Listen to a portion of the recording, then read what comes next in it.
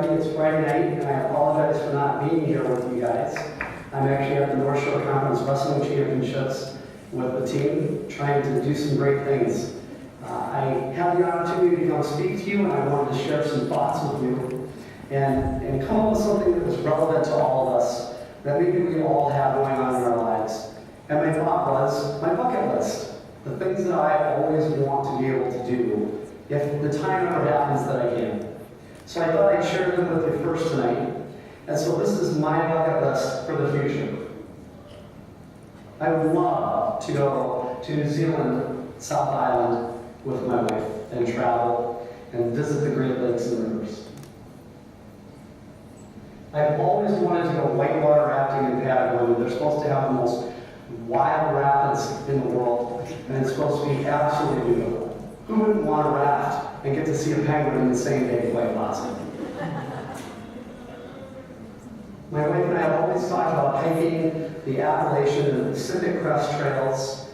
Sometimes it could take 5 or even 6 months, but who knows down the line, maybe we have time to do that. We both love to be out in the wild. I think it's something that would bring us a great sense of accomplishment if we managed to do it. I love to fly fish, and I can't imagine a more exciting place to be than Ireland fly fishing for Atlantic salmon. As you can see, I love to travel, and I can't imagine anything cooler than smoking a Cuban cigar in Cuba. Sitting there on a nice hot afternoon, hanging out, enjoying that. I have run marathons. I'm not quite fast enough to get the things done that I want to, like Mr. Savanic, but I would love to be able to spend the time to qualify for the Boston Marathon someday and actually go out and compete in it. And lastly, I've always wanted to go to the Winter Olympics and view the opening ceremonies. I think it would be a brilliant thing to see all of these competitors from all these different countries and nations coming in and joining together to do something. And as I was sitting around thinking about all the things I want to do, I got a little reflective, and I started to think about these things that I was going to get involved with, and realized that most of them are simply traveling somewhere or doing something physical. And I began to be a little reflective on my life and started to think about the things that I look back on and I'm most proud of, or I'm most satisfied with. And it was interesting, almost none of them had anything in common with my bucket list.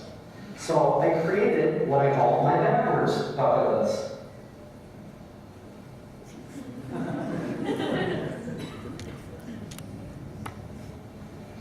This may sound a little crazy, but my most enjoyable moments in life in the last 10 years have oftentimes been centered around my son, Charlie.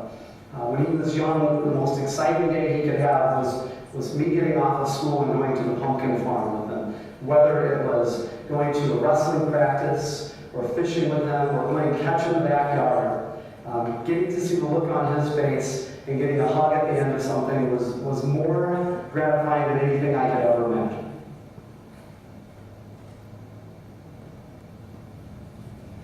I met my wife when I was 37 years old, and we dated for a few years.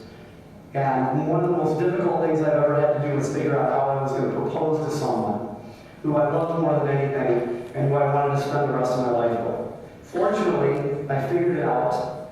I got down on the proverbial knee and proposed, and we've been married for 13 years, and every day she makes me a better person than the day before. Has a huge impact on my life. This is something I'm really proud of, and that's that I've always managed to find the time to apologize when I was wrong. And it's something, I don't know if it's conscience clearing, or purging of one's sins that makes me feel better, but being able to admit that you're wrong is oftentimes incredibly difficult. And I always feel better about myself when I'm able to do that. I'm really good at telling the people that I love them. Whether it's my parents, or my wife, or my kids, or friends that I'm really close to. I look back on my life, and I have an incredibly close relationship with my grandparents. And I lived 2,000 miles away from them for the last 15 years of their lives, but I always stayed in touch. I always visited them when I could. And when their lives ended, I never felt myself wondering if I could have done one more thing or said one more thing to them. They knew how I felt about them, and I think they were at peace and I was at peace. It's just super, super important not to wait to share your feelings with somebody, but to let them know how you honestly feel when you care as much as I know that you do about people. I've been teaching and coaching at HomesTED for 27 years. And my greatest triumphs and my greatest tragedies as a professional have oftentimes been with my athletes. Sometimes their failures were epic. Losses in sectional championships for kids that had spent their entire lives getting ready to try and get to the state tournament. Or baseball games that ended in tragedy when we thought we had the opportunity to advance. Some of my greatest joys at the same time have been sharing in their victories with them. Namely, my brother was a junior at HomesTED High School in 1993, and we suffered a terrible loss together. The next year in 1994, I got to share with him the state championship for the Highlanders. And I will never forget it as long as I live.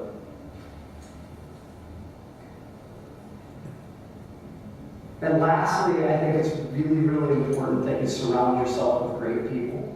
My father and I haven't always gotten along really well. But I remember a time when my friends and I were over at my parents' house, and we were playing basketball in the driveway.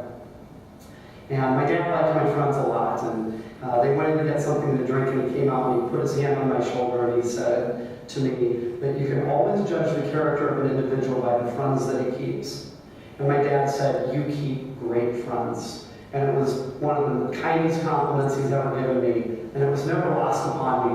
When you surround yourself with great people, sometimes it's really indicative of the kind of person that you want to be.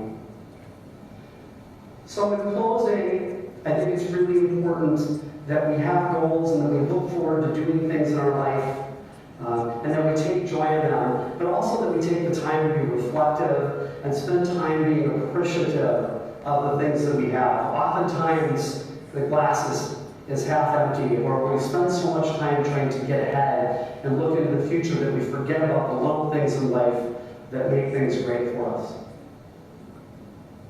So in closing, my advice to you is to continue to look forward to all the things you hope to do in life, but never forget your greatest accomplishments almost never have anything to do with tangible results like climbing a mountain or smoking a cigar in Cuba. Have a great one, everybody.